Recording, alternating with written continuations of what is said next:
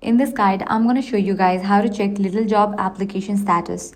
Let's get started. Launch your preferred browser, navigate to the official website of Lidl Careers website for your country, click sign in or log in and enter the email address and password you used when submitting your application. Once you are signed in, go to your profile, dashboard or my application section. Select the application you would like to view. Review the current status, which may show updates such as application received, under review, interview scheduled, offer extended, or application closed. Click your email inbox regularly, including your spam or junk folder, as Lidl may send updates or interview invitations by email. If you don't see any updates for a reasonable period, you can contact the Lidl recruitment team using the contact information provided on your country's Lidl Careers website. Keep in mind that recruitment timelines vary depending on the position and locations, so it may take several days or even a few weeks for your application status to change.